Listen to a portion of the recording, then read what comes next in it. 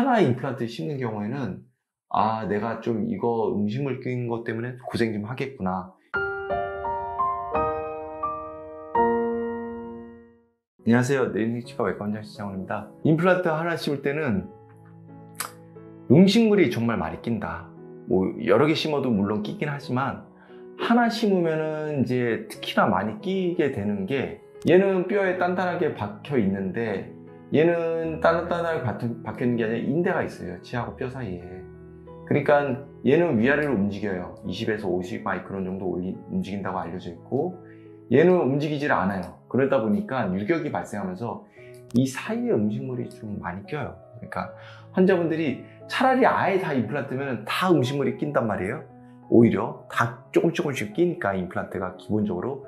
그러니까 다 끼니까 그냥 그런가 보다 하는데, 다른 데는 다 내치하기 때문에 음식물이 그나마 좀 덜 끼는데, 여기 하나만 딱 임플란트를 해서 임플란트가 갖고 있는 어떤 한계로 인해서 음식물이 많이 끼는 데다가 다른 데는 다 내치하니까 얘가 유난히 더 많이 끼고 불편하게 느낄 수밖에 없으세요.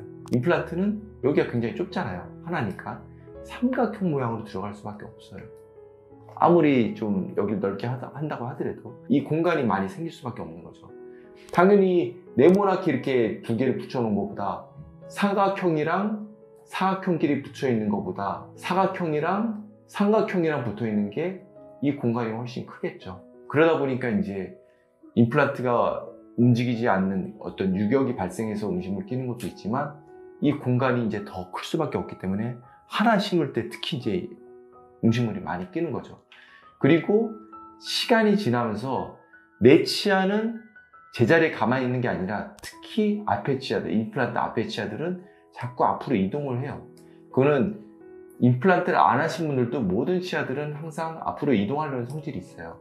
그러다 보니까 얘는 가만히 있고 치아들은 자꾸 앞으로 조금씩 몇 년에 걸쳐서 쏠리니까, 치아를 처음에 제가 아무리 여기를 꽉 끼게, 옆에 치아를 꽉 끼게 이렇게 만들어드려도 이 사이가 뜰 수밖에 없는 거죠. 그럼 나중에는 이제 음식물이 더 많이 끼는 거죠. 그래서 하나 임플란트 심는 경우에는 아, 내가 좀 이거 음식물 낀 것 때문에 고생 좀 하겠구나. 요걸 하나 말씀드리고요. 그리고 또 하나는 나중에 시간이 지나면서 이 나사가 풀려서 머리가 통째로 흔들린 경우를 경험하신 분들이 계실 거예요. 그게 이렇게 두 개짜리로 묶여 있는 경우는 그래도 좀 가능성이 낮아요. 근데 하나짜리인 경우는, 특히 큰 어금니에서는 그럴 가능성이 조금 더 높다고 보시면 되실 것 같아요. 내가 심누림도 강하고, 그리고 큰 어금니에 하나짜리 임플란트를 심는다.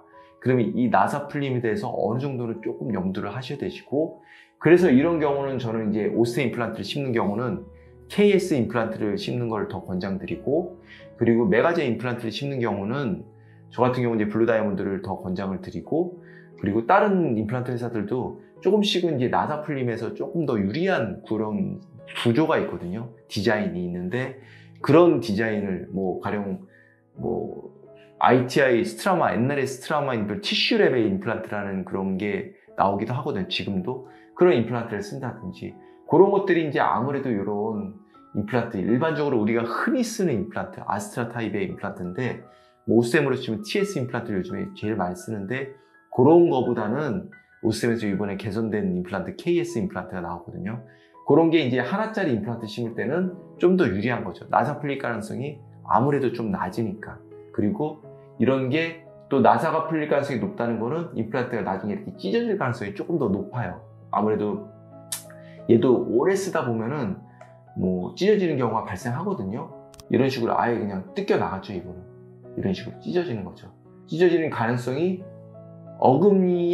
큰 어금니에 하나짜리 임플란트에서 조금 발생할 가능성이 있어요. 그래서 이런 경우에는 저는 이제 오스템 TS 임플란트보다는 오스템 KS 임플란트 더 추천드리고, 제가 말씀드린 메가젠에서는 애니언보다는 블루 다이아몬드라든지 이런 임플란트, 조금 더 이런 파절이라든지 나사 풀림에 조금 더 저항성, 좀 개선된 디자인이라고 생각하시면 되세요. 구조적으로 좀 더 이런 거에 있어서 좀 더 안정된 구조라고 생각하시면 되시고, 그런 임플란트를 좀 권장을 드리도록 할게요.